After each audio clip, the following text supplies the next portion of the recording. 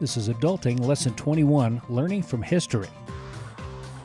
Here's Grandpa. He was perfectly successful as a factory worker, but not all that good about predicting the future. He didn't have to worry about social calibration. All he had to do was tighten the bolts and have his needs met. Here's Dad. He didn't invest in his brain because he didn't think he had to. He was replaced by a computerized CNC machine in 2006. He thought he could be the family breadwinner. Here's Mom. Thought your dad had social value in 1996 because he did. He had a job, car, house, and hair.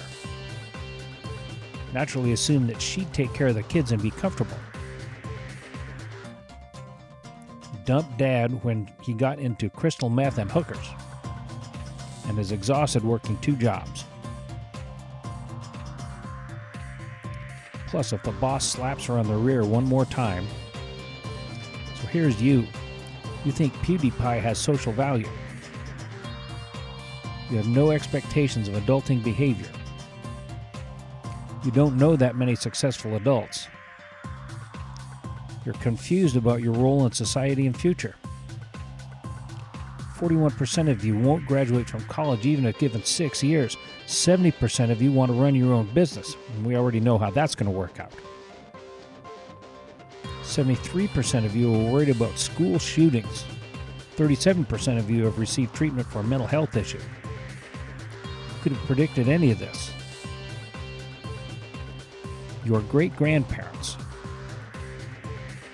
They lived through the Depression and 2 world wars. They went through several periods of discontinuous change. They experienced the maximum amount of possible lack of adulting. They knew everything there was to know about racism, sexism, immigration, and people rioting in the streets because they did all of them. Problem is, they're not around anymore. They had intimate knowledge of 150 years of human screw-ups. Too bad they didn't write you a letter or something, since you can't actually bring them back as zombies. Well, there's a way you can understand history. History is not memorizing trivia about some past event. It is putting yourself in the place of real people with problems just like yours, trying to figure out how they screwed up, figuring out how to avoid it yourself.